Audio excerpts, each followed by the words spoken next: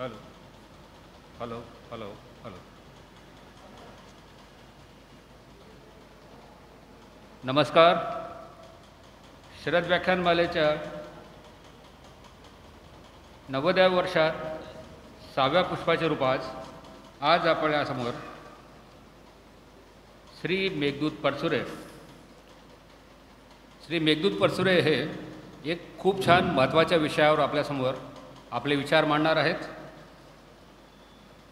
विषय आहे पर्यावरण आणि आमचे नित्य दैनंदिन योगदान. सर्वात आधी मी आदरणीय आजचे अध्यक्ष श्री विवेक खेडकर साहेब आणि मेघदूत परचुरे यांना मंचाकडे यायला आमंत्रित करत आहे. आदरणीय अध्यक्ष श्री गजेंद्र गडकर साहेब यांनी ती जबाबदारी आपल्यावर घ्यावी.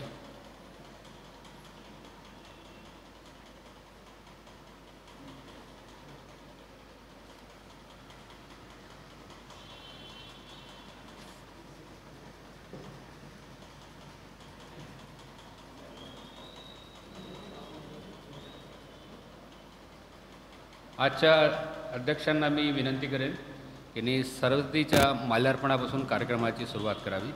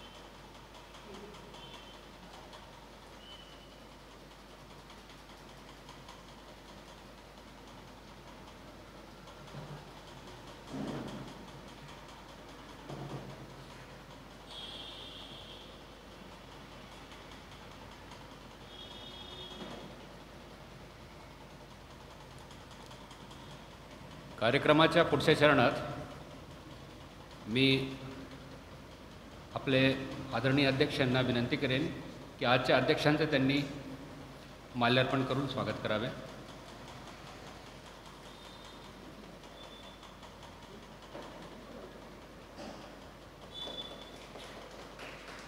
तसेच आदरणीय डोंगरे साहेबांना विनंती करेन की त्यांनी आजच्या वक्त्याचं स्वागत माल्यार्पण करून करावे.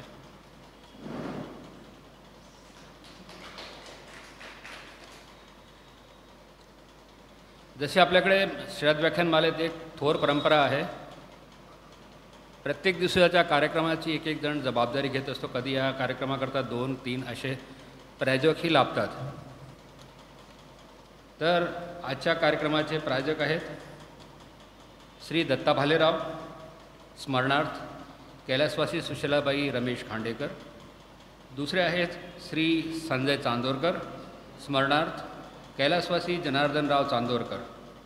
आणि तिसरे त्यांचं नाव आज चाललेलं आहे श्री श्रीकांत वैशंपायन स्मरणार्थ कैलासवासी सुशीलाबाई मुकुंदराव वैशंपायन आणि कैलासवासी कामतानाथ वैशंपायन. आजचा जो विषय मी तो आधी उल्लेख केला तोच आहे. आणि पर्यावरण म्हणजे काय? आजच्या ज्या वातावरणात आपण राहतो शुद्ध आणि आरोग्यदायी त्यालाच आपण एक ढोबळ भाषेत पर्यावरण असे संबोधन करतो. हे शुद्ध ठेवणे आपल्याच हातात आहे. कारखान्यातून वाहनांच्या उत्सर्जनातून कार्बन डायऑक्साईड कार्बन मोनॉक्साईड हे सारखेच पृथ्वीवर पसरत असतात आणि पृथ्वीचे वातावरण वायुमंडल दूषित करतात. तर त्याच्यावरती विशेष मी बोलायला नको. आपल्याला जे बोलणार आहेत त्याच्यावरता आपण आज एक वक्ता आमंत्रित केलेले आहेत. त्या विषयातले स्पेशलिस्ट श्री मेघदूत परचुरे यांचा मी थोडक्यात परिचय देतो. तसं त्यांचा परिचय करून द्यावा. एवढा मोठे मी नाही आणि तेवढे लहान पण नाही की मी त्यांचा परिचय दिल्याने ते मोठे होतील. तरी पण एक परंपरा आहे. हिंदीमध्ये एक नाटक आलं होतं आषाढ का एक दिन. तसंच आषाढ शुक्ल अष्टमी त्या दिवशी यांचा अवतार झाला. त्या दिवशी धोधो पाऊस पडत होता. यांच्या पिताजींनी यांचं नाव मेघदूत ठेवलं. असं यांची म्हणजे इतिहाससुद्धा इतका दांडगा आहे. BSc biology, diploma in plant tissue culture and fungal tissue cultures, NDD व्हायचा प्राकृतिक चिकित्सा कोर्स 2 वर्षाचा. यात ह्युमन ॲनाटॉमी आणि फिजिओलॉजी. त्याशिवाय आयात निर्यात कंपनी उघडली. त्याचं हाँगकाँगला हेड ऑफिस पण केलं. आणि त्याच्यानंतर काय केलं, त्याच्यानंतर यांनी MBA केलं फायनान्समध्ये. आणि आज यांचा उद्योग चाललेला आहे आपला फायनान्स ऑप्शन्स. त्याशिवाय MBA केलं त्या विषयात आणि एक्युप्रेशर आणि एक्युपंक्चर या विषयातले पण तज्ज्ञ आहेत. आणि आजकाल जी सगळ्यात मोठी एक चळवळ म्हणतो आपण जिला, म्हणजे परत आपण आपल्या जडांकडे हिंदीमध्ये म्हणतात जडों की तरफ लौटना, आपल्या मुळाकडे जायचं. म्हणजे गोवर्धन आणि गाईचा उपयोग शेती करता, शेतीमधले विशेष विषय जैविक शेती आपण आजकाल त्याला संबोधन करतो, त्या विषयातले पण हे तज्ज्ञ आहेत. तर मी जास्त वेळ न घालवता त्यांना मंचावर बोलवतो. त्यांनी यावे आणि आपल्या मौल्यवान विचारांनी आपल्याला सगळ्यांना उपकृत करावे. श्री मेघदूत परसुरे.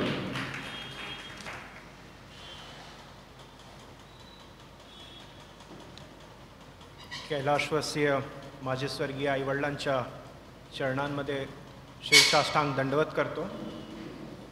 तसेच आमचे कैलाशवासी श्री संजयजी जोशी यांना पुण्यस्मरण करत मी आजचा आपला विषय पर्यावरण आणि दैनंदिन कार्ययोजना ह्याची सुरुवात करतो. सृष्टीची उत्पत्ती जी झाली आहे ती एक कोशिकापासून झाली आहे, सिंगल सेल. तो एक सिंगल सेल जो होता, सिंगल कोशिका, एक मात्र कोशिका, ते शरीराचं पुरतं काम करायचं, तेच खायचं, त्याच एका कोशिकानी उत्सर्जन करायचं, त्याच एका कोशिकानी विभाजित होऊन 2 कोशिका बनवून प्रजननसुद्धा करून घ्यायचं. नंतर असं सृष्टी निर्माता या सृष्टीला असं कळलं की हे एक कोशिका कामाची नाही, म्हणून त्यांनी 2 कोशिकाचे प्राणी बनवले. त्यांचं पण काम असंच होतं.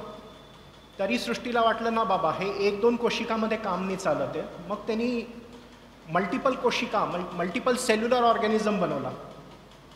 पुष्कळ सारे सेल्स एकत्र यायचे आणि एक ऑर्गॅनिझम बनवायचे आणि ते काम करायचे. त्याच्यात काही सेल्स जेवायचं काम करायचे, काही उत्सर्जनचं काम करायचे, काही अन्न पचवायचं काम करायचे आणि काही रिप्रोडक्शन, प्रजननचं काम करायचे. पण तरी सृष्टीचं मन भरलं नाही, सृष्टी निर्माताचं मन भरलं नाही. त्यांनी काय केलं की ह्या मल्टीसेल्युलर ऑर्गॅनिझममधनं, प्राण्यांमधनं त्यांनी अनेक पुढे डेव्हलपमेंट करवलं आणि त्या काही विशिष्ट सेल्सला अनेक उत्कृष्ट प्रजातींनी निर्मिती करून त्याचं टिश्यू बनवलं. इथे आलं टिश्यू कल्चर ग्रेड. प्राण्यांमध्ये टिश्यू डेव्हलप झाले, ते टिश्यू काम करायचे. तरी सृष्टीचं मन भरलं नाही. अनेक उत्पत्ती झाली, अनेक मोठे प्राणी निर्माण झाले. ऑर्गन सिस्टम ग्रेड आला. काही टिश्यू मिळून स्पेसिफिक ऑर्गन बनवला. लिव्हर, मेंदू, brain, spinal cord, liver, kidney, organ system ग्रेडवरती आलं. चालत राहिलं. तरी सृष्टीला वाटलं की नाही, अजून काहीतरी कमतरता आहे. मग त्यांनी एक विशिष्ट प्राणी बनवला, एक विशिष्ट प्रतीचा प्राणी बनवला आणि त्याच्यात मेंदू टाकला. इतर प्राण्यांमध्ये पण मेंदू आहे, पण ह्या प्राण्यांमध्ये, ह्या प्राण्या जगतमध्ये त्या मेंदूमध्ये विचार करायची क्षमता टाकली आणि बदल काढायची क्षमता टाकली आणि तो प्राणी मानव जगत निर्मित झाला. प्राणी जगत आणि मानव जगतमध्ये हाच एक फरक आहे की प्राणी बदलावनी घडू शकत आणि ते बदलाव घडवायला त्यांचं शरीर त्या प्रकाराने बनलेलं नाही आहे. आमचं मेंदूमध्ये ही विचार क्षमता आहे की आम्ही काय बदलाव करू शकतो आणि त्याच्याकरता आमचं शरीर सौष्ठव पण आहे त्या प्रकारे. कालांतराने पुणे प्रगती होत राहिली, वाटचाल होत राहिली, मनुष्याने आपली प्रगती केली, विचार आले, डेव्हलपमेंट झालं, कुठेतरी त्याला एक विचार आला, एक चक्र बनवला, 2 चक्र बनवले, त्या चक्रांमध्ये घोडे लागले, 1 लागले, 2 लागले, 3 लागले, 7 घोडे झाले, सूर्याचा रथ झाला. मानव सभ्यताचा विकासक्रम चालत राहिला. ह्या पुरत्या घटनाक्रममध्ये सृष्टी या नॅचरल फोर्स जी होती, सृष्टी निर्माता जी होती, या नेचर जे होता, निसर्ग जो होता, त्याची पण आपली वाटचाल चालत होती. ती वाटचाल कशी की हे जितके पण अव्यय आहे सृष्टीचे, ह्यांचा आपसामध्ये एक संबंध आहे. त्याला आम्ही म्हणतो एक डायनामिक इक्विलिब्रियम. तो डायनामिक इक्विलिब्रियम चालत होता, अजूनही चालतो. जोपर्यंत सृष्टी राहील तोपर्यंत तो डायनामिक इक्विलिब्रियम राहील. गतिशील संतुलन.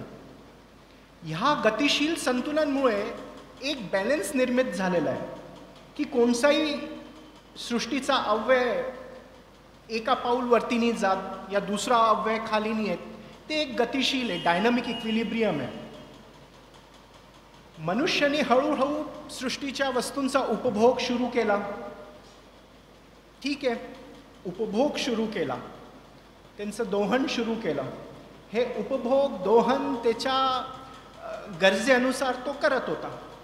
काळात गरजही कमी होती. चक्र चालत राहिला. सुमारे 1760 पासून आम्ही म्हणतो 1750-1760 पासून औद्योगिक क्रांती, इंडस्ट्रियल डेव्हलपमेंट सुरू झालं.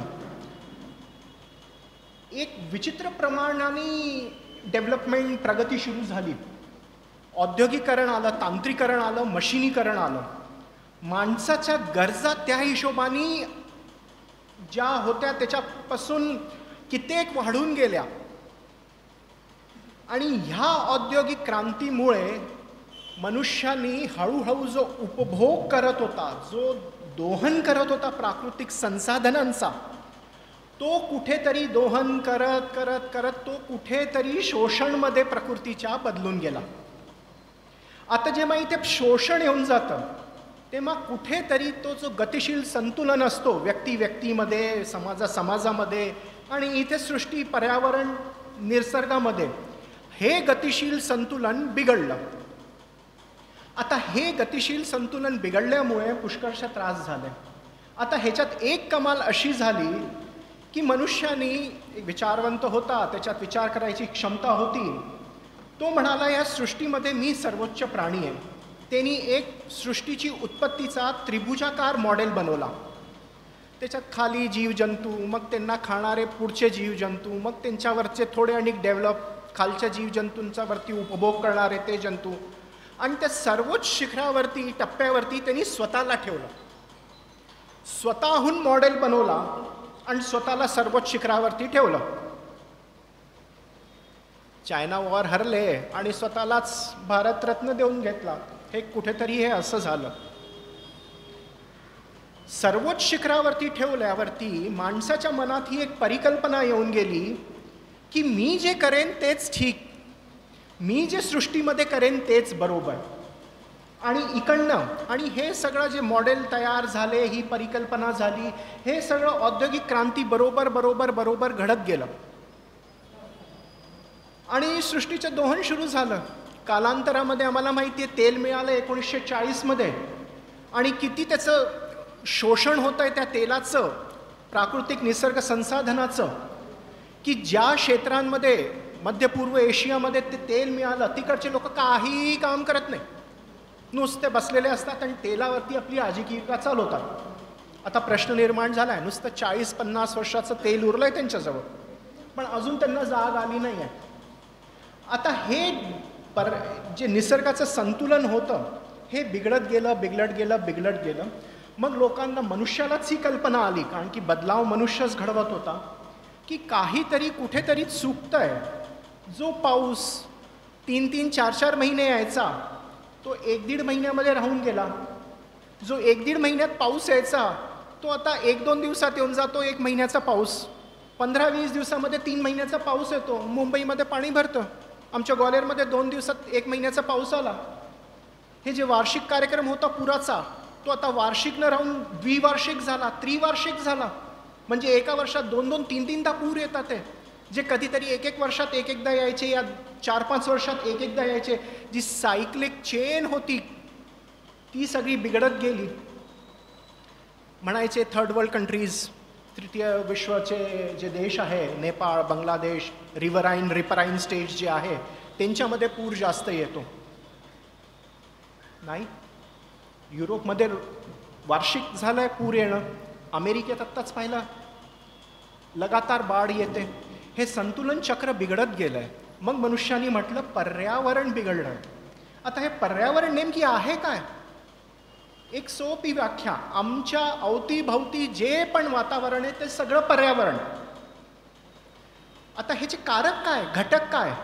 सृष्टीच्या उत्पत्तीपासून जे जीव, सजीव, निर्जीव, जैविक, भौतिक आणि रासायनिक घटक आहे, ते सगळे पर्यावरणचे कारक आहे. आणि त्याच्यामध्ये एक आणि महत्त्वपूर्ण कारक आहे पर्यावरणला बिघडवायचा, सांभाळायचा, तो आहे मानव सभ्यता. हे सगळे घटक एका बाजूला आणि मानव सभ्यता एका बाजूला मिळून पर्यावरण बनवतोय. मानव सभ्यता म्हणून वेगळी ठेवली जाते कारण की हीच बिघडवते आणि ह्याच्यावरतीच जबाबदारी आहे सुधारवायची.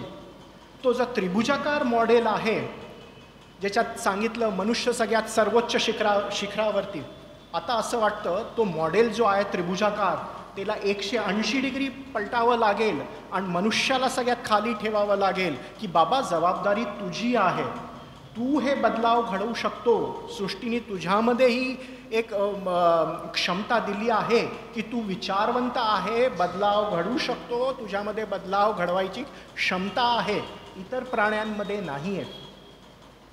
तर हे पर्यावरण बिघडत गेलं आणि हे केव्हा जाणीव आली माणसाला की पर्यावरण काहीतरी आहे जे बिघडत चाललंय, काहीतरी एक प्राकृतिक अशी व्यवस्था आहे जी बिघडत चालली आहे आणि त्याच्यामुळे आम्हाला मानव सभ्यताचं जीवन, या पुरत्या सृष्टीचं जीवन खतऱ्यामध्ये आलेलं आहे. ते म्हणजे पृथ्वीचं तापक्रम वाढणं. हे हळूहळू हळूहळू तापक्रम वाढत गेलं. 1819 या 1890 पासून हे रेकॉर्ड होत गेलेलं आहे टेम्परेचर. 29 पासून 90s हे रेकॉर्ड होत गेलं आहे टेम्परेचर.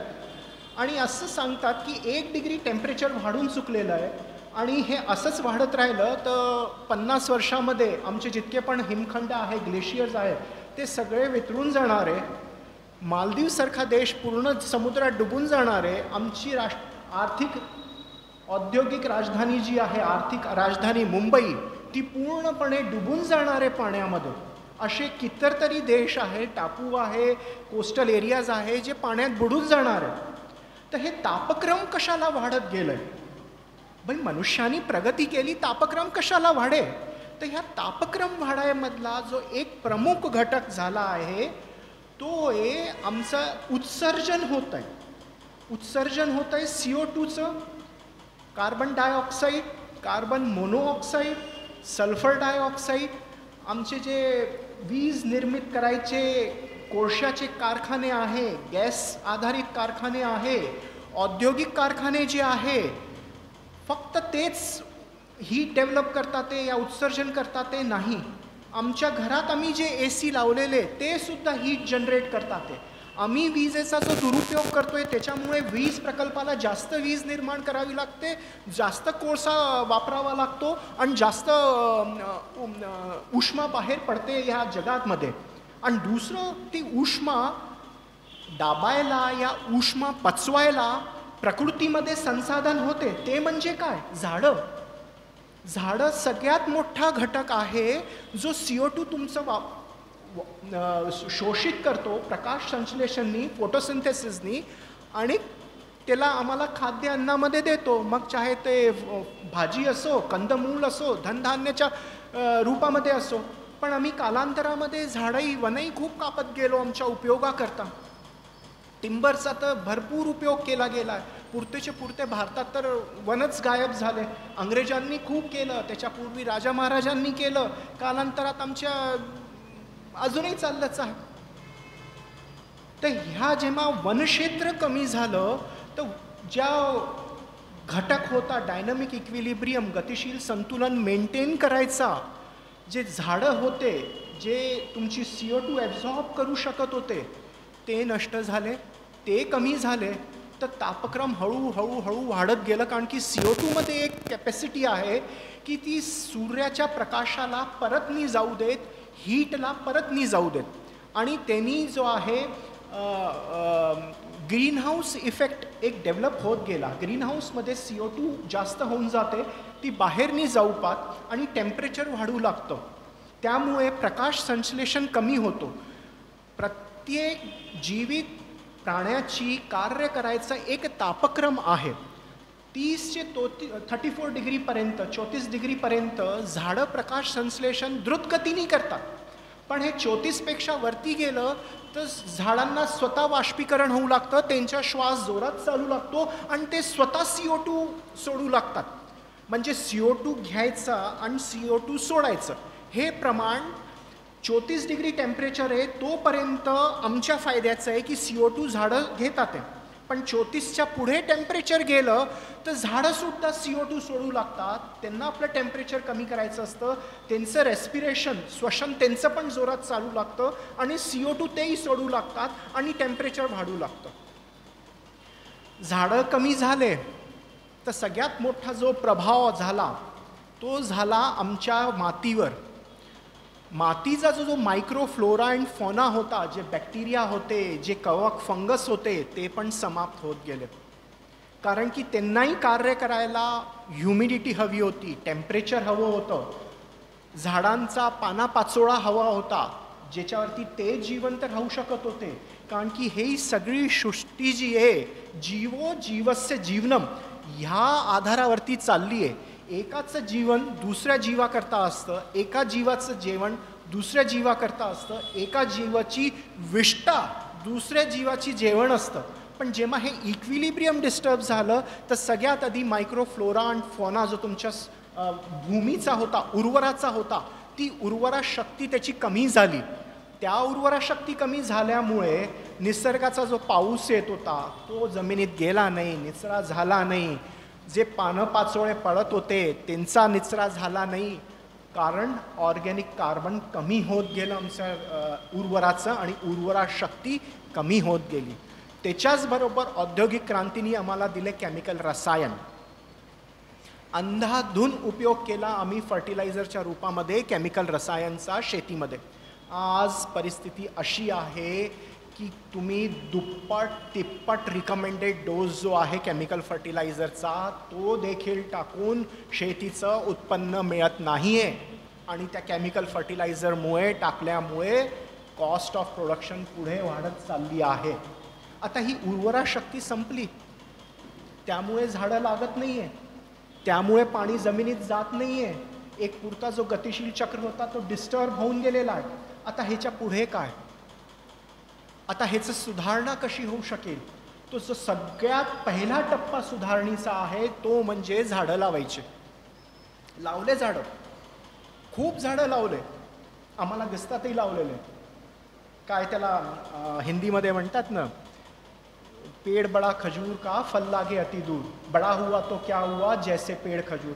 जागोजागी खजूरचे झाडं लावले, युकेलिप्टसचे झाडं लावले. ते आमच्या पर्यावरणच्या अनुकूल ते झाडं नाही, त्यांची वाढ आमच्या पर्यावरणच्या अनुकूल होणार नाही, त्यांचा पाचोळा पानपाचोळा पडणार नाही, ते लोकल मायक्रोफ्लोरा फॉनाला ग्रोथ करायला सस्टेन करायला मदत करणार नाही. मग कसे झाडं लावायचे?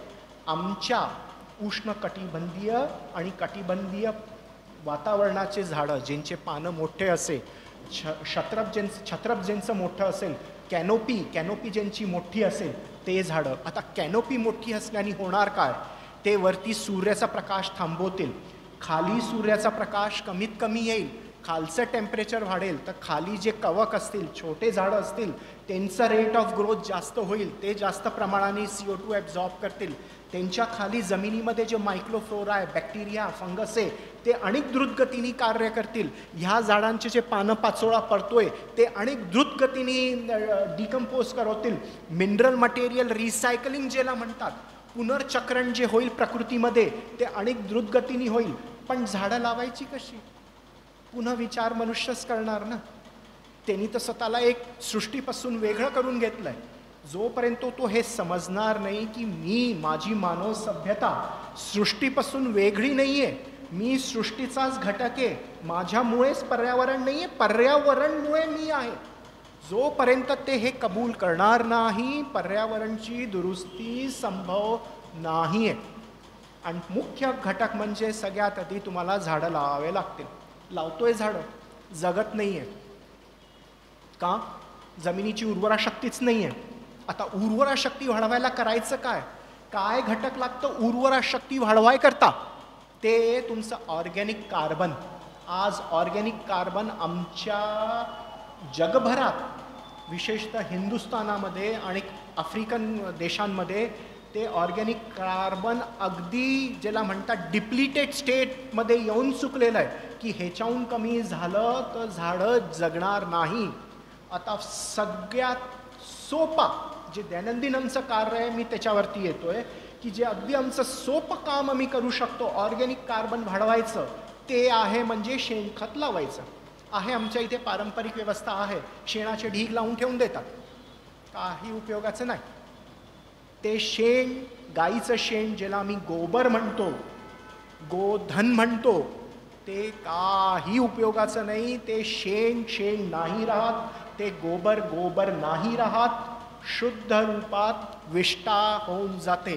त्याचं सगळं मिनरल मटेरियल पावसात निचरा होतो, उरलेलं थुरलेलं नायट्रोजन वाष्पीकरण होऊन जातं. तो तुम्हाला ऑर्गॅनिक कार्बन मुळीच देत नाही.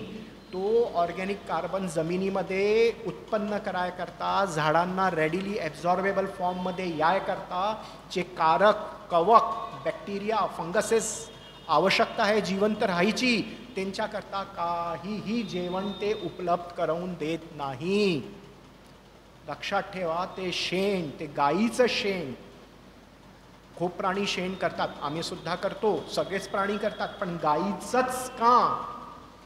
गौलाच आम्ही माता का म्हटलंय? कारण की गाईची ॲनाटॉमी अशी आहे की ती खाते हिरवा चारा आणि दिवसभर तोंड चालवत राहते. ती खाऊन घेईल, तिचं एक फॉल्स पोट असतं, रुमेन म्हणतात त्याला, त्या रुमेनमध्ये ती ठेवते. त्याच्यात दह्यासारखं विरजण असतं, त्या विरजणामध्ये कवक असतात, बॅक्टेरिया असतात. ते ज्या ह्या सेल वॉल्स आहे त्या कॉम्प्लेक्स कार्बोहायड्रेट, सेल्युलोज आणि लिग्निननी बनलेले असतात. ती पचवायची क्षमता आमच्या शरीरात नाही आहे, घोड्याच्या शरीरातही नाही आहे, गाढवाच्या शरीरातही नाही आहे. नुसत्या गायीच्या त्या रुमेनमध्ये उपलब्ध असणारे मायक्रो ऑर्गॅनिझम्समध्ये, म्हणून ती गाय ते पुन्हा रिगर्जिटेट जुगाली करती है, पुन्हा तोंडात आणते, पुन्हा त्याला चावते. म्हणजे ते सगळं जे तुमचं दह्यासारखं मिश्रण असतं ते एकरूप होऊन जातं आणि मग ती पोटात घेते आणि तिथे ते पचतं आणि पचून तिला मिळतं. आणि बाहेर जे निघतं ते तुमचं शुद्ध इनॉक्युलम असतं. इनॉक्युलम म्हणजे कारक डोस. तो कारक डोस कसला की तुमचा जो आणिक जो ऑर्गॅनिक कार्बन पडलेला आहे, तुमचं जे वेस्ट, ॲग्रिकल्चरल वेस्ट, जे सेल्युलोजिक आहे, जे ड्राय लिव्ज ज्याला म्हणतात आम्ही, ब्राऊन ऑर्गॅनिक मॅटर म्हणतो, तेला पचवायची त्या शेणामध्ये सर्वात जास्त क्षमता असते. हे गाईचं शेण एक मात्र असं शेण उपलब्ध आहे जे तुम्हाला त्वरित ऑर्गॅनिक कार्बन सॉईलमध्ये इम्प्रूव्ह करून देईल. आता प्रश्न येतो, तो लावायचा कसा? National centre of organic farming, Ghaziabad, राष्ट्रीय जैविक अनुसंधान केंद्र, खूप अनुपम अभिनव प्रयोग केला त्यांनी. आम्ही जेव्हा पण सगळे पाणी जेव्हा मल विसर्जित करतो तेव्हा त्याच्यात शेंबूड असतो, म्युकस ज्याला म्हणतात. त्या म्युकसला त्यांनी कलेक्ट केलं स्वॅबनी. जर कान स्वच्छ करतात, या नाकात कोरोनाचा टेस्ट घ्यायला जे पिंगळी टाकतात कापसाची, त्याला स्वॅब म्हणतात. त्या स्वॅबनी ते गाईच्या शेणातनं कलेक्ट केलं, टेस्ट ट्यूबमध्ये कल्चर केलं. त्या शेंबडामध्ये ते सगळे घटक आहे, मायक्रोबियल घटक, ते सगळे कवक, ते सगळे बॅक्टेरिया, ते सगळे फंगसेस आहे जे हिरवा चारा या ॲग्रिकल्चर वेस्टला गळवू शकतात, पचवू शकतात. ते कल्चर त्यांनी डेव्हलप केलं आणि मार्केट केलं. 20 रुपयाची बाटली द्यायची. आत्ता त्यांचं प्रोडक्शन बंद आहे. त्याचा खूप सरळ उपयोग, काही करायची आवश्यकता नाही. एकदा तुमच्याकडे आलं की दही आलं, आयुष्यभर तुमच्याजवळ राहील. तुम्हाला एकदा आणल्यानंतर दुसऱ्यांदा घ्यायची आवश्यकताच नाही आहे. नेमकं त्याला मल्टिप्लाय करायचं. त्याचं खूप सोपं प्रमाण आहे. 100 लिटर पाण्यामध्ये 1 किलो गूळ आणि नुसतं 2-3 शेंबुडासारखे थुंकसुद्धा तुम्ही त्या कल्चरच्या त्याच्यात टाकले, 4 दिवसात तुमचं कल्चर डेव्हलप होऊन जातं. जे शेण गळायला, जो पाना पाचोळा गळायला 3-3 महिने लागत होते, ते हे वेस्ट डिकम्पोजर टाकून 15 ते 20 दिवसात डिकम्पोज होतं आणि उत्तम प्रतीचं खाद बनतं, ज्याच्यात तुमचं इनॉक्युलम गाईच्या शेणाचं आहे, ज्याच्यात पूर्णपणे न्यूट्रिटिव्ह व्हॅल्यू आहे, जे जमिनीत गेल्यावरती जमिनीमध्ये उपलब्ध असलेल्या जीवाणूंना खताचं काम करतं, जेवायचं काम करतं आणि ते रेडिली ॲब्झॉर्बेबल फॉर्ममध्ये झाडांना येतात. झाडांची उत्पत्ती खूप चांगल्या प्रमाणाने होते. हे प्रॅक्टिकल एक्सपिरियन्सेस मी स्वतः केलेले आहे. कोरोनाच्या टाईममध्ये पहिला कर्फ्यू लागला, त्यावेळेस ॲप्लिकेशन करवायला आम्ही सुरुवात केली. कोरोनाचा कर्फ्यू संपला, 1 महिन्यानंतर आम्ही शेतात गेलो. आम्हाला गांडूळ, अर्थवॉर्म्स चे पिल्ले असे छोटे छोटे आम्हाला पुरत्या शेतात दिसू लागले 1 महिन्याच्या आत. आणि अर्थवॉर्म काय करतं, गांडूळ शेती करता किती उपयोगी आहे सांगायची आवश्यकता नाही आहे. पण विचारवंत मनुष्य स्वतः मॉडेल तयार केलं आणि स्वतःला स्वतःहूनच सगळ्यात वरच्या टप्प्यावरती ठेवलं. आता करतो काय, शेण जे स्वतः विघटनकारी आहे, सगळ्यांना तो गाळून टाकणार, तेला गाळायला गांडूळ टाकतो आणि ती गांडूळ खत तयार करतो. म्हणजे जे एक सोपी पद्धत होती त्याला अनेक लांब पद्धत करून दिली. तर मी सगळ्यांना हे म्हणेन की तुम्ही जर का घरी करता आहे कंपोस्टिंग, काही नका करू. तुमच्याजवळ सगळ्यात मोठा आज जो आमच्या पर्यावरणचं असंतुलनचं मुख्य कारण आहे, तो आहे ढीकचे ढीक, पहाडचे पहाड लागत चालले कचऱ्याचे शहरांमध्ये. दिल्लीमध्ये तर माहितीच आहे, तो पहाड पडला आणि त्याच्या खाली लोक चेंदरले, ट्रॉलीवाले, ते डंपरवाले ते अपघातात गेले. ग्वाल्हेरमध्ये पण हीच व्यवस्था आहे, पहाडचे पहाड बनत चालले. तर आमच्या घरातनं निघणारा कचरा, kitchen waste, newspaper, brown paper, तुमचं जितकं पण भाजीपाल्याचा कचरा आहे, चहाची पत्ती आहे, हे तुम्ही घरच्या घरी रोज निघणारा कचरा, त्याच्यात फाईन डस्ट असते तुमची, ती करोडो वर्ष लागतात ती माती बनायला, ती फाईन डस्ट बनायला. त्याला सगळ्याला तुम्ही एकत्र करू शकता. नुसती एक बाल्टी ठेवा, एक मातीचा कुंडा ठेवा, एक प्लास्टिकचा पॉट ठेवा, त्याच्यात टाकायची, वरतून चहाची पत्ती टाकायची, हे सगळे जितके पण तुमचा पाना पाचोळा आहे हा टाकायचा आणि काही नाही करायचं. कुठे पण गाई दिसेल, गाईचं शेण दिसेल, उचलायचं. मी असं म्हणतो उचलायचं, अक्षरशः असंच उचलाल तुम्ही. 1-2दा जेव्हा प्रयोग कराल ना, पहिलं मला पण फार विचित्र वाटायचं शेणाला हात लावायला, पण मी जेव्हा प्रयोग केला, आता मला रस्त्यावरती गाय शेण करताना दिसते, म्हणतो अरे गोबर पडतंय, गोबर पडतंय, अरे सोनं पडतंय. ही अशी अशी अशी मनस्थिती होऊन जाते. कारण की एकदा जेव्हा तुम्हाला माहिती पडेल की त्याचा उपयोग किती आहे, नुसतं एक मूठभर शेण घ्यायचं, पाण्यात घोळायचं आणि टाकून द्या, आणि हलकीशी एक मुठीभर माती त्याच्यावरती टाकून द्या. 3 ते 4 दिवसामध्ये 1/4 राहून जाईल. रोज त्याच्यावरती टाकत जा, टाकत जा, टाकत जा, टाकत जा. 7 दिवसानंतर दुसरा कुंडा, 10 दिवस झाले की पहिला कुंडा तुमचा खताचा तयार. घराचा कचरा वाचवायचा, उत्सर्जन कमी करायचं. सगळ्यात मोठा कारक उत्सर्जनचं हायड्रोकार्बन फ्युल्स, तुमचे फॉसिल फ्यूल. आत्ता थांबवू शकता तर थांबा, नाही तर प्रकृती तुम्हाला थांबवून देईल. 40 वर्ष भंडारे त्यांचे नुसते, 40 वर्षानंतर तुमच्यावर पेट्रोलच नाही मिळणार, काय करा. तर आत्तापासून सवय लावा ना. एक फार छान मी आजकाल पाहिलं आहे ग्वाल्हेरमध्ये, ग्वाल्हेर काय सगळ्या दूर होत आहे, लोक फिरायला जातात मॉर्निंग वॉकला, दुचाकीनी जातात, 4 चाकीनी पण जातात. आमच्या इथे सावरकर सरोवर आहे, थीम रोड आहे, बैजाताल आहे, घरून त्या गाडीने जातील बैजातालपर्यंत आणि तिथे 10-15 मिनटं फिरतील, अर्ध्या तास, पाऊण तास, आणि पुन्हा गाडीमध्ये बसून येतील. अरे बाबांनो, तुम्ही सैर सपाट्या करता जाता आहे, मॉर्निंग वॉक करता जाता आहे, तर तुम्हाला सायकल चालवायला काय लाज वाटते? तुम्हाला पायी जायला काय लाज वाटते? काय तिथेच जायचं आहे का? घरापासून 2 किलोमीटर पायी चालून जा आणि 2 किलोमीटर परत पायी या, झाली ना की तुमची वॉक. हायड्रोकार्बनचं तुम्हाला कमीत कमी यूज करावं लागणार आहे, वापर. कारण की हा सगळ्यात मोठा घटक आहे तुमचं ग्लोबल क्लायमेट वाढवायकरता. तुमचं कार्बन फुटप्रिंट वाढतं, त्यांनी तुमचं टेम्परेचर वाढतं. विचारवंत माणसांनी म्हटलं तो सूर्याच्या रश्मींमुळे आम्हाला विटॅमिन डी मिळतं, त्याच्याशिवाय कुठेही नाही मिळत. आणि स्वतःनीच इतके हायड्रोकार्बन यूज केला की त्या पृथ्वीच्या वरती पर्यावरणचं एक आवरण आहे, छत्रक आहे ओझोनचं, त्याच्यात भोकं झाले.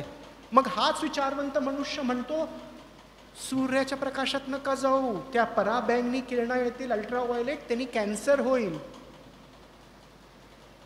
स्वतःनी शोध काढला आणि स्वतःच आता असे कामं करतो की स्वतःला स्वतःच्या शोधांमुळे बाहेर निघावं लागतं. आता म्हणतो सूर्याच्या प्रकाशात नका बसू जास्त, अल्ट्राव्हायोलेट रेजनी तुम्हाला कॅन्सर होईल, कारण की ती ओझोनची लेअर डिप्लीट होत चालली आहे.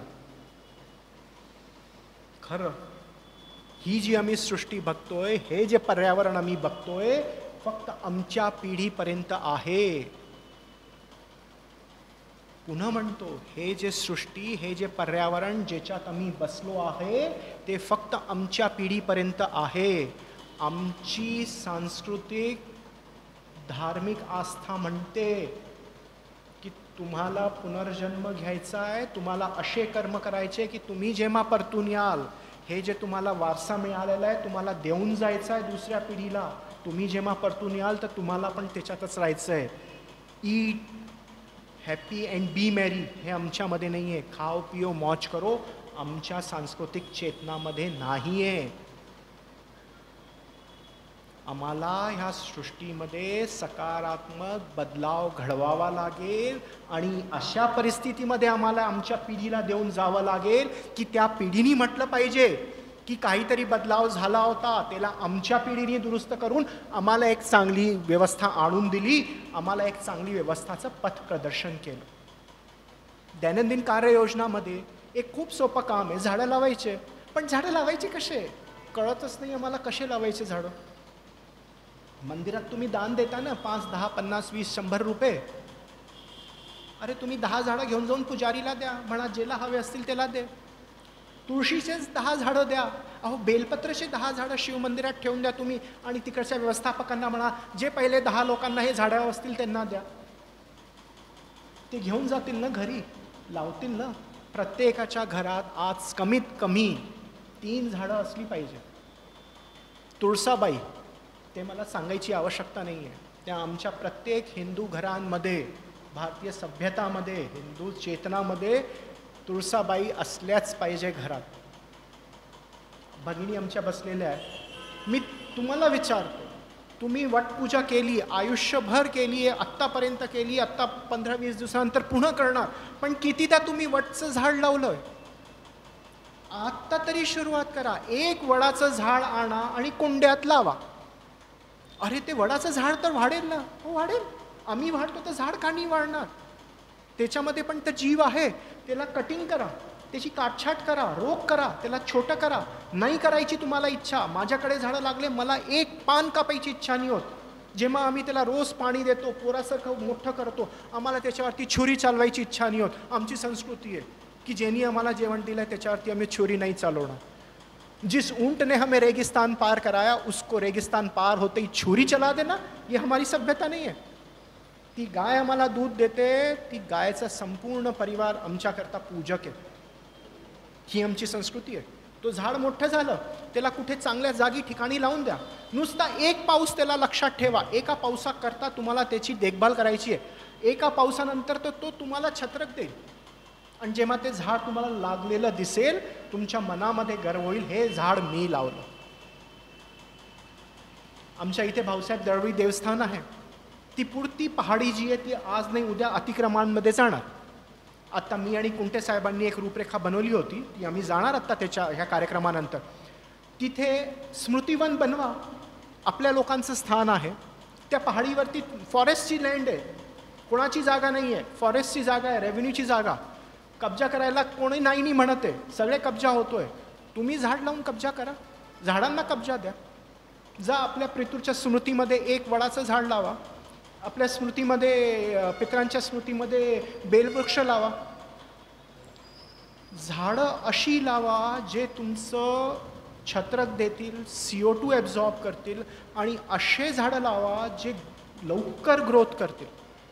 मी लिस्ट देऊ शकतो, मर्यादा आहे. एक नाव सांगतो तुम्हाला झाडाचं, बॅम्बू, बास. खूप लवकर वाढणारा प्रकृतीचं झाड आहे आणि बॅम्बू झाड नसून गवत आहे, ग्रास आहे, ग्रास फॅमिलीचा आहे. त्याच्यामध्ये एक वैशिष्ट्य आहे, तो सरफेसवरती चालतो आणि सरफेसहून मुश्किलीने 1.5-2 फूट त्याच्या खाली मुळा असतात आणि तो जेव्हापर्यंत वाढत राहील तो हिरवा राहील. पुरतं त्याचं जे तना आहे, स्टेम जो आहे तो हिरवा राहील, प्रकाश संश्लेषण करेल. जो पण हिरवा भाग आहे झाडाचा तो तुमचं CO2 ॲब्झॉर्ब करेल, प्रकाश संश्लेषण करेल. इतर झाडांमध्ये जरा ते मोठे झाले की तो तना भुरा होऊन जातो, त्याचा रंग बदलून जातो, तो प्रकाश संश्लेषण नाही करत, फक्त त्याची पानं करतात. म्हणून करता बांसची वृद्धी खूप लवकर होते की त्याचं पुरतं शरीर हिरवं आहे, ते सगळ्या दुरून प्रकाश संश्लेषण करतं. एक गोष्ट. दुसरी गोष्ट की रेट ऑफ ग्रोथ असल्यामुळे त्याचे पानं पण लवकर पडतात, तर तुम्हाला बायोमास पण खूप जास्त मिळतं जे डिकम्पोज होऊ शकतं. डिकम्पोज कसं करायचं? शेणाचं पाणी टाकून द्या. काही उपलब्धता नाही आहे, तुमच्याजवळ कल्चर नाही आहे. माझ्याजवळ कल्चर, मी सांगायला विसरलो, 24/7 365 days free of cost me देतो. आपली बॉटल घेऊन या 1 लिटरची, माझ्याकडनं घेऊन जा. प्लास्टिकच्या बॉटल माझ्याजवळ संपल्या लोकांना देऊन देऊ. माझ्याजवळ वर्षभर राहतं. आज 4 वर्ष होत आले मला. मी कंटिन्युअस त्या कल्चरला मेंटेन करून ठेवतो, पुन्हा नवीन बनवत राहतो. ज्याला हवं आहे घेऊन जाऊ शकतो माझ्याकडनं. घेऊन जाऊन स्वतःच्या घरी पण ते कल्चर डेव्हलप करा. कधी होऊ शकतं माझ्याकडचे ते कल्चर समाप्त होऊन जाय, मी नसेन घरात, शहरामध्ये, हिंदुस्थानात कल्चर संपून जाईल. एनिहाऊ, बांसमध्ये ही एक खूबी आहे की त्याचं पुरतं शरीर, बांस हिरवं राहतं, प्रकाश संश्लेषण करतं, लवकर ग्रोथ होते, त्यामुळे पानं पण त्याची लवकर पडतात आणि ते पानं तुम्हाला गळायला कामास येतात. ऑर्गॅनिक कार्बन करतात, ते ह्युमस तुम्हाला देतील, कंपोस्ट देतील, खत तुम्हाला त्यांनी चांगली मिळेल. त्यांनी तुमचं ऑर्गॅनिक कार्बन जमिनीचं वाढेल.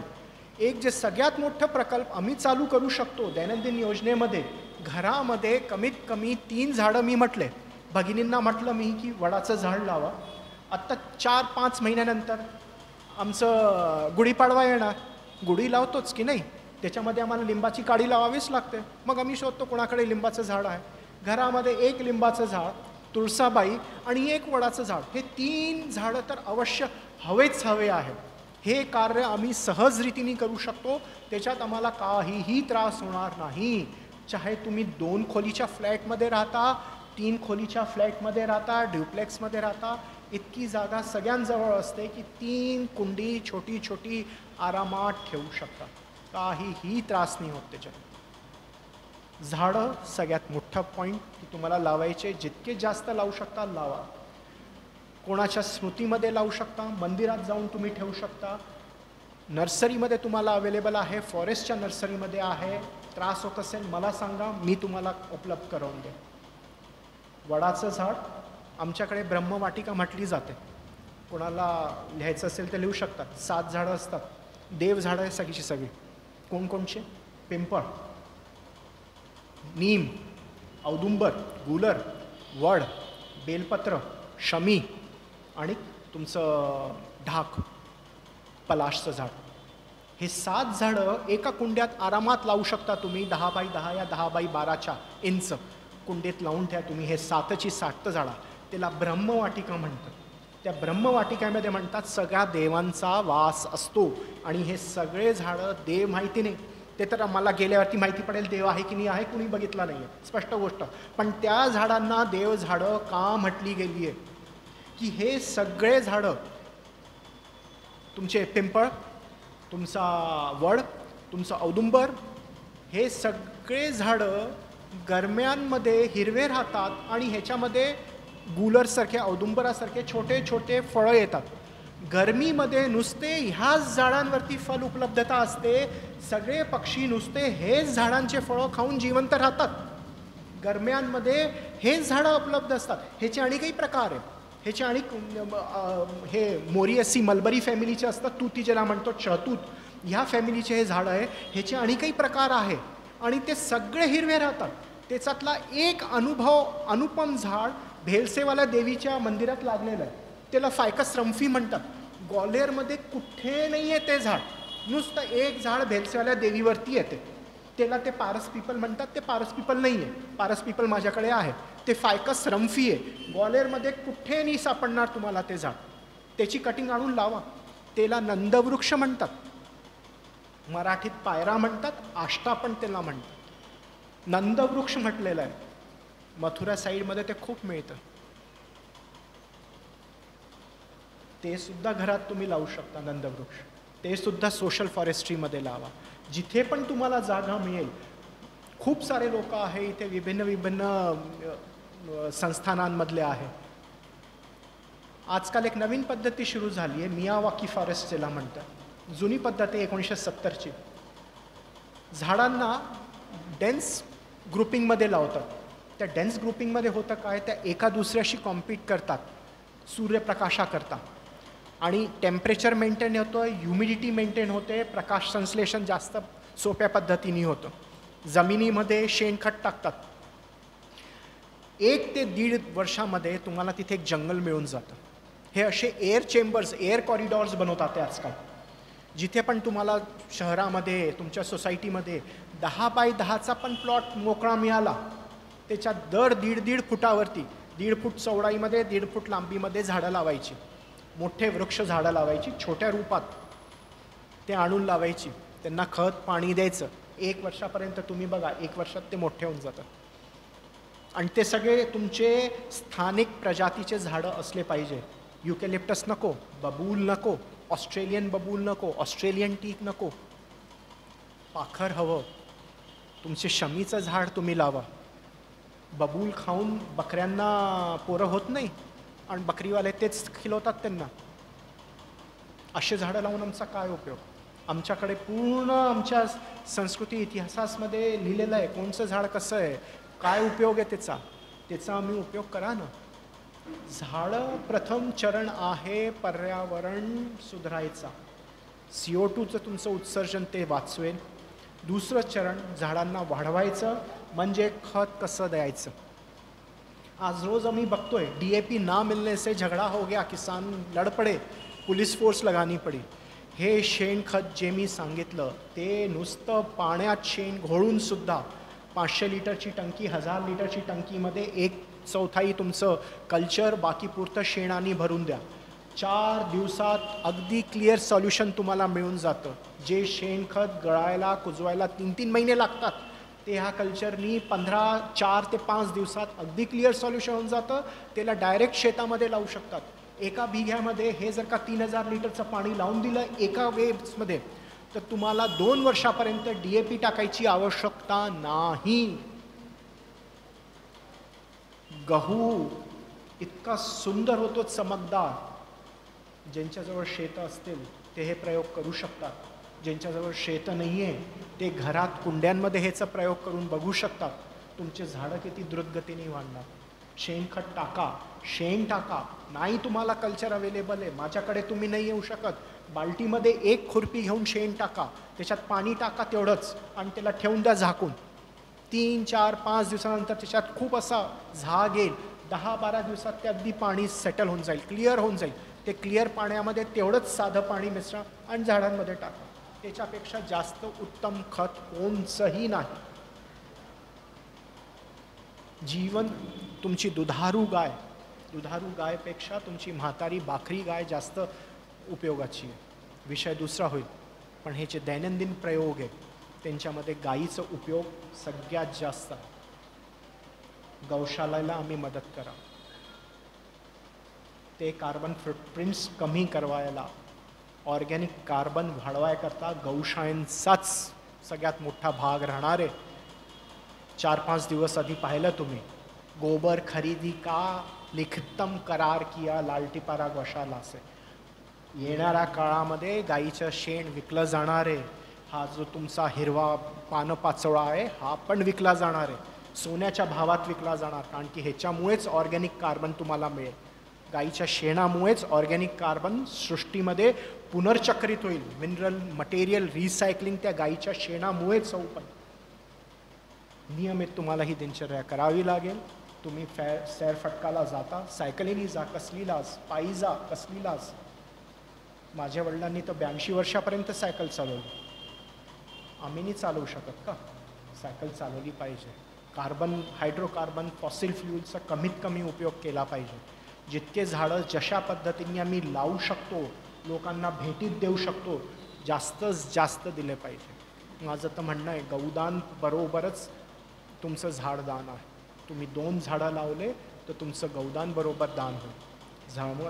जास्तीत जास्त झाडं लावा, कार्बन फुटप्रिंट कमी करा, झाडं जगेल अशी व्यवस्था करा आणि आजूबाजूच्या लोकांनासुद्धा ह्या गोष्टींकरता जागरूक करायला तर खूप काही कामं आहे.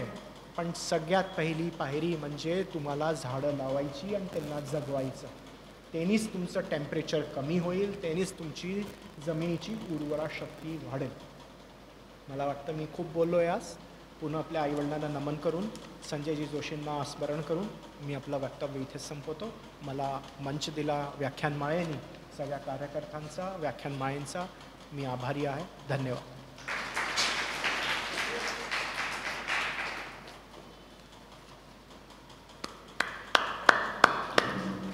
काय बोलू आता न पुरे हे वाणी, तर मोठे म्हणून मस्तक चरणी ठेवता येत नाही. ही माझी वैधानिक गडबड आहे. माझ्या मते या शरद व्याख्यानमालेत आत्तापर्यंत मोठे मोठे दिग्गज आले असतील, त्यांनी सांगितलं असेल असं असं असं कसं. पण एवढ्या लहान वयात दाढी पांढरी झाली म्हणून म्हणजे मोठा नाही झाला माणूस, ते आजकाल फॅशन आहे. तर आधी केले मग सांगितले, बोले तैसा चाले त्याची वंदावे पावले आपल्या मोठ्या मोठ्या संतांनी सांगितलेलं आहे. वैज्ञानिक दृष्टिकोनातून अत्यंत अनुपम ज्ञानवर्धक, मौलिक आणि महत्त्वपूर्ण म्हणजे महत्त्वपूर्ण काय, आधी केले मग सांगितले, आधी केले करून पाहिले, म्हणजे स्वानुभवातून हे आलेलं ज्ञान आहे.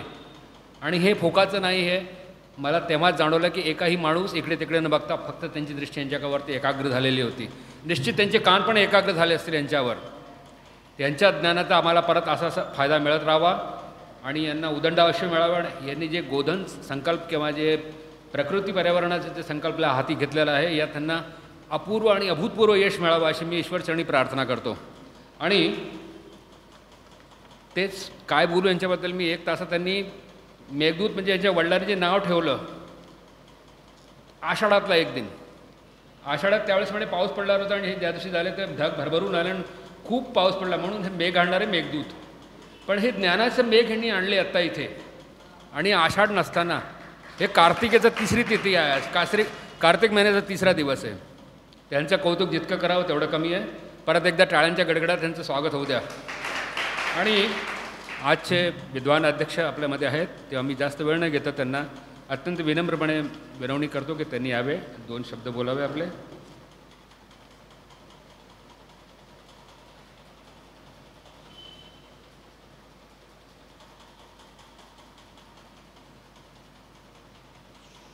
शरद व्याख्यानमालेतर्फे आज मला एक फार मोठी गोष्ट मिळाली. आम्ही लोक मोस्टली आपल्या फील्डमध्ये याबद्दल पुष्कळशा PILs वगैरेमध्ये ॲपियर होत राहतो. पण एक्झॅक्टली त्यांनी हे सांगितलं की कसं पर्यावरण आपण वाचवू शकतो, तो एक सांगण्याचा जो तरीका होता स्टेप बाय स्टेप, त्यांनी आम्हाला खरंच खूप माहिती दिली आहे. आज मी मेघदूतजींना ऐकलं, मला खरंच वाटलं नव्हतं की त्यांच्याकडे इतका मोठा ज्ञानचा खजाना असेल आणि त्यांची इतक्या वर्षाची तपस्या, त्यातला एक थोडासा भाग त्यांनी आपल्याला इथे सादर केला. मी आभारी आहे शरद व्याख्यानमालाचे की त्यांनी मला हा टाईम दिला, ज्यांनी मी मेघदूतजींचे प्रवचन व्याख्यान ऐकू शकलो. आणि मला असं वाटतं आहे की मी पुढे जरूर त्यांचं काही ना काही टाईम घेईन पुढे कारण आमच्याजवळ या सगळ्या गोष्टींचा खूप कुठे ना कुठे संपर्क होत राहतो. आत्ता तुम्हाला सांगू, तुम्हाला सगळ्यांना या गोष्टीचं माहिती असेल, आमच्या हायकोर्टामध्ये जस्टिस पाठक आहे, त्यांनी सुरुवात केली होती की बेल द्यायची तर त्यांनी सांगितलं की 5 झाडं लावायचे तुम्हाला. बेल त्याच कारणावरती मिळायची त्यांना, आणि ते 5 झाडं असे नुसतं लावून कामाची नाही आहे, त्यांची रिपोर्ट तुम्हाला हर 3ऱ्या महिन्यात फोटोग्राफसहित लॅटिट्यूड सहित तुम्हाला फोटोग्राफ्स बरोबर पाठवायची आहे. तर त्यांनी मला असं वाटतं की पुष्कळचं अंतर पडलं असेल, कारण हजारो केसेस निपटतात. एक केसप्रमाणे 5 झाडं समजा म्हटले आणि ऑन एन एव्हरेज 3 या 4 झाडंसुद्धा जगले, तर त्यांनी पुष्कळ संख्या होते झाडांची. आणि एकदा जर मनुष्य लगातार 1 वर्ष 1.5 वर्ष एका झाडापायी आपला टाईम देतो कोर्टच्या ऑर्डरप्रमाणे, तर निश्चित तौरने त्याला त्याच्याप्रती काही ना काही लगाव होतच जातो. आपण घरात साधं बाहेर कुत्रा येतो, त्याला पोळी देतो आणि कुत्रा जो मुलावतो तर आपल्याला चांगलं वाटतं. तसंच यांच्याकरता पण होऊ शकतं असं वाटतं मला. आणि त्या कारणाने इथलं पुष्कळचं टेम्परेचर जे आहे सिटीचं, त्याच्यावरती कंट्रोल झाला असावा असं मला वाटतं. आणि आत्ता नाही झाला आहे तर 4-5 वर्षांनी त्याचा इफेक्ट आपल्याला माहीत पडेल. तसं सगळ्यांना माहिती आहे की आम्ही लोक इथे सावरकर सरोवरच्या तिथे जातो तर थोडं थंडावा वाटतो. नॅचरली तिथे खूप झाडं आहे, झाडांची संख्या जास्त आहे, त्या कारणाने तिथे टेम्परेचर कमी असतं.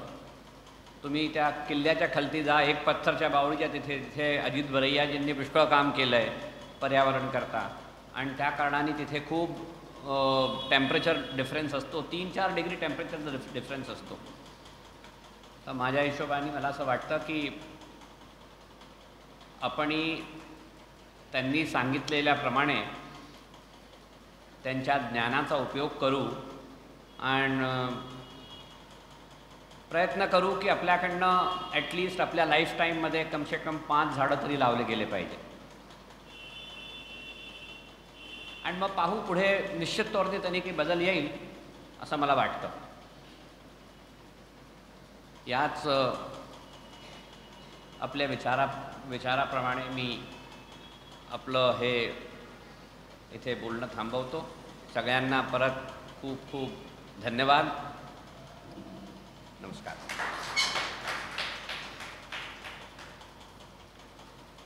अध्यक्षजींनी कवी शब्दात आपलं मनातले भाव चांगल्या रीतीने बोलावून दाखवले.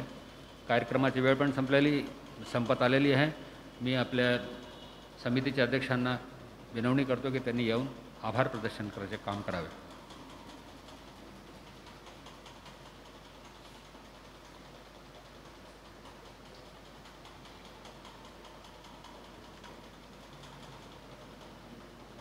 नमस्कार. खरं तर आजचे वक्ता श्री मेघदूतजींचं असं प्रबोधन चाललं होतं की असं वाटत होतं की सतत चालत राहावं, मध्ये कुठे अडथळाच नाही. पण हाही एक वेळेचा बंधन आहे, आपल्याला बंधनकारी. आपण कुठेतरी ते थांबवावंच लागेल. आपल्या प्रबोधनामध्ये त्यांनी जे म्हटलं, आम्हाला आवाहन केलं आहे की 3 झाडं तरी प्रत्येकाने लावावे आणि जास्त करून ऑक्सिजन देणारे झाडं लावावे. तर आम्ही त्यांना आश्वस्त करतो की आम्ही तुम्ही म्हटल्याप्रमाणे त्या गोष्टीचं पालन करू. आणि सर्वात चांगली गोष्ट म्हणजे आमच्या मालेचे ते सदस्य आहे. आमचे मालेचे सदस्य आम्हाला एवढा अंदाज नव्हता की एवढं आपलं वक्तव्य प्रस्तुत करू शकतो. आम्ही नेहमी त्यांच्यावर राहतो, किती वर्षापासून राहतो आहे, पण असा कधी हे नाही आला. धन्यवाद मेघदूतजी.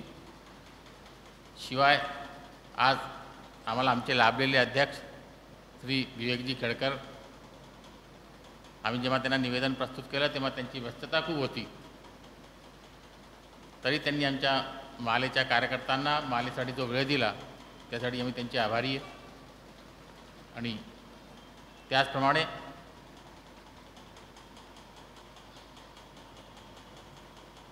आजचं 6वं पुष्प संपलेलं आहे. उद्याच्या 7व्या पुष्पामध्ये याच जागी याच वेळेवरती उद्याचं प्रबोधन आहे. श्री सदानंद सप्रे. श्री सदानंद सप्रे यांचा विषय राष्ट्र सर्वोपरी. जास्तीत जास्त संख्येमध्ये यावं. उद्याच्या प्रबोधनानंतर नेहमीप्रमाणे श्रमपरिहारचा कार्यक्रम राहील, तेव्हा आपण सगळेजण अधिकतम संख्येमध्ये यावं. आजचा कार्यक्रम इथे संपला. धन्यवाद. नमस्कार.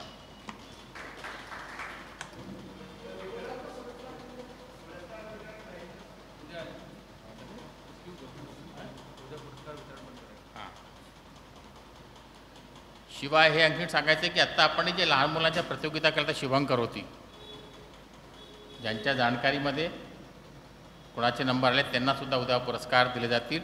कार्यक्रम आपले जे वक्ता राहतील त्यांच्या प्रबोधनानंतर एक छोटासा पुरस्काराचाही कार्यक्रम राहील. धन्यवाद.